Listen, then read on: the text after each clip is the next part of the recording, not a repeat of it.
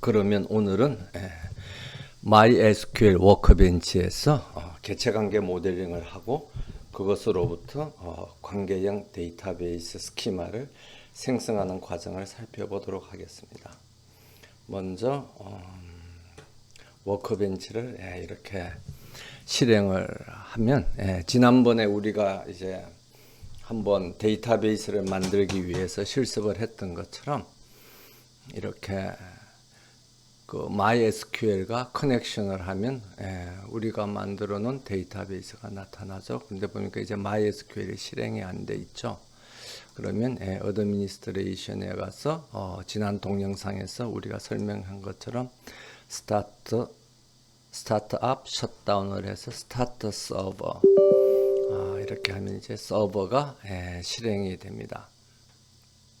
그래서 여기에 스타팅 서버 이렇게 나오고 있다면 주르륵 나오고, 그러면 이제 여기에 가면 우리가 만들어 놓은 학사 데이터베이스에 이렇게 데이터들이 이렇게 나오죠. 그래서 뭐 클래시즈 테이블에 무슨 데이터가 있느냐 하는 것들이 이렇게 쭉 나옵니다.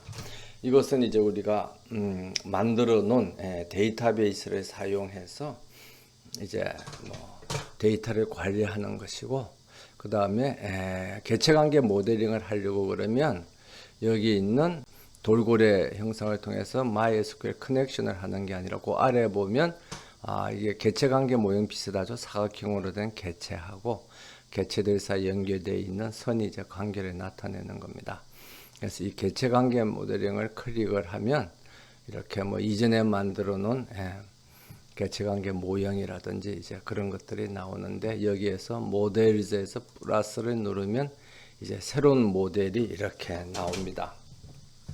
그래서 이렇게 새로운 모델이 나오면 여기 유인물에 나와 있는 것처럼 플러스를 클릭해서 새로운 모델을 추가하면 모델이 이제 전부 모델링을 다 해요.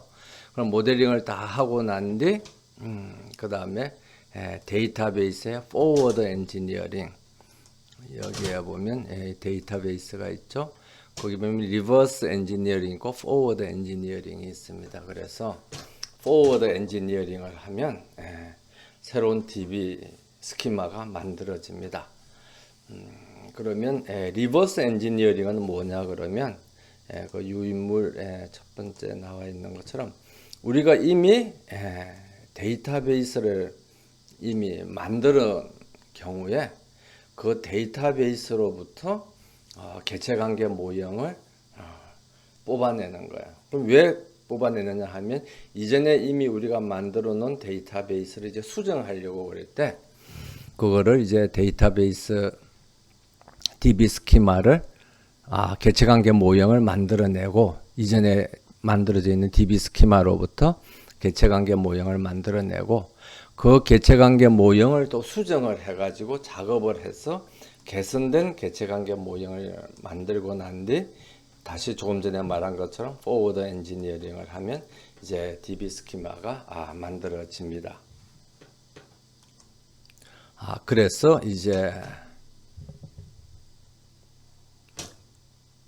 리버스 엔지니어링을 하는 걸 먼저 그러면 우리가 실제 새로운 개체관계 모형을 만들기 전에 리버스 엔지니어링 하는 걸 먼저 보여주면 여기에 들어와서 데이터베이스에 가면 리버스 엔지니어링 하고 이렇게 나오죠. 그럼 클릭을 하면 우리가 연결하고자 하는 데이터베이스를 선택하라는 이 화면이 나옵니다. 그럼 넥스트를 클릭을 하고 그러면 이제 DBMS에 그러니까 MySQL 80이라는 DBMS에 연결이 잘 됐다. 그럼 이제 넥스트를 하면 여기에 MySQL 80이라는 DB에 있는 데이터베이스 이름들이 나옵니다. 학사, 학사2, 사킬라, 월드 이렇게 나오는데 우리가 지난 시간에 테이블을 만든 데이터베이스가 학사2였죠. 그럼 이제 학사2를 클릭을 하고 넥스트 하면 이제 이 학사2가 잘 이제 학사2에 대한 정보를 잘 가지고 왔다 하는 게 이제 나오고, 그다음에 넥스트를 하면 MySQL 테이블들을 이제 리버스 엔지니어링을 해서 가지고 오겠다. 그럼 이제 리버스 엔지니어링을 합니다. 그 다음에 그러면 이제 그 학사2 데이터베이스로부터 우리가 원하는 개체하고 관계가 다 만들어졌다는 게 나옵니다. 그래서 피니시를 누르면 여기에 개체하고 관계가 만들어진 걸 볼 수가 있습니다. 요 아래에 있네요.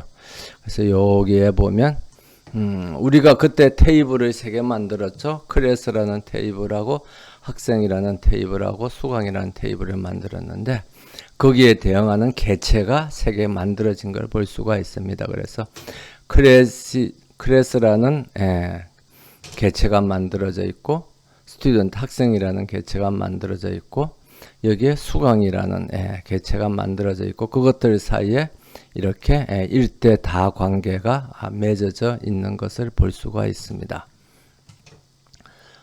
그래서 이렇게 이제 다이어그램이 만들어지면 그 다이어그램으로부터 우리가 필요한 정보들을 수정해서 다시 모델링을 해서 새로운 데이터, 수정된 데이터베이스를 포워드 엔지니어링으로 다시 만들 수 있겠습니다. 예를 들면 이제 여기 클래스라는 개체에 클래스 네임만 들어있는데 예를 들면 우리가 학점수를 입력하고 싶다. 그래서 클래스 크레딧 해서 데이터 타입은 인테저다. 그럼 이제 이렇게 했죠. 이렇게 했으면 이렇게 그래서 크레딧이 들어가 있는 그런 데이터베이스를 이제 만들고 싶다. 그러면 이제 여기 모델에 가보면 다이어그램에서 우리가 그렇게 칼럼을 수정하면 이 모델에 있는 테이블들도 클릭을 해보면 새로운 이 칼럼이 들어가 있는 걸 볼 수가 있습니다. 그런데 이것은 여기 있는 테이블은 데이터베이스가 만들어진 게 아니라 그냥 그 모델에서 이런 테이블이 생길 거다 하는 걸 이야기를 한 거고요. 이걸 이제 만들려면 데이터베이스에 가서 포워드 엔지니어링을 해야 되는데 지금 학사2 데이터베이스가 있잖아요. 그럼 그걸 포워드 엔지니어링을 하면 그 데이터베이스를 다 지워버리고 이제 새로운 데이터베이스가 만들어지기 때문에 이전 게 없어져 버리죠. 그러면 이렇게 바뀐 데이터베이스를 새로운 이름으로 하려면 여기 있는 피지컬 스키마에 MySQL 스키마, 그러니까 MySQL DB, MySQL에서는 스키마를 데이터베이스를 스키마라고 그렇게 한다고 그랬었죠. 그랬기 때문에 이 이름을 예를 들면 뭐 학사 7이다. 그래서 새로운 이름을 이렇게 부여합니다. 그래서 리네임 하면은 이제 스키마의 이름이 바뀌어진 거죠. 그 다음에 이제 데이터베이스에 가서 forward engineering 하면은 이제 이렇게 화면이 나오고 그 다음에 뭐 여러 가지 하고 그 다음에 drop object before each create. 만약 똑같은 이름이 있으면 드랍하고 새로 만들어라. 뭐 그렇게 하는 게 안전할 수도 있고 아니면 이렇게 하면 이전 게 또 없어져 버리니까 또 불안할 수도 있죠. 그러면 클릭을 안 하면 만약 똑같은 게 있으면 아마 안 만들 겁니다. 그래서 next 하면 이제 SQL이 나오죠. 그래서 create schema. 그래서 if not exist. 그러니까 없으면 만들으라는 거예요. 그럼 있으면 어떻게 하느냐? 있으면 안 만들어요. 그래서 없으면 만들으라는 겁니다. 그래서 학사 7이라는 데이터베이스를 만들어라. 그래서 뭐 테이블은 여기에 보면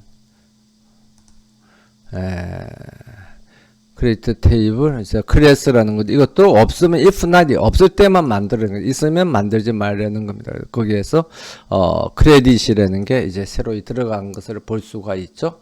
그래서 이렇게 해가지고 이것을 이제 진행을 하면 데이터베이스가 잘 만들어졌다는 게 이제 볼 수가 있습니다. 그러면 잘 만들어졌는가를 이제 확인을 하려면 여기에 가서 로컬 인스턴스 MySQL 80을 커넥트를 하면 여기 학사 7이 만들어졌죠. 그래서 보면 테이블에 가보면 클래시즈라는 테이블에 가보면 칼럼에 클래스 크레딧이라는 게 새로 만들어진 걸 이제 볼 수가 있습니다.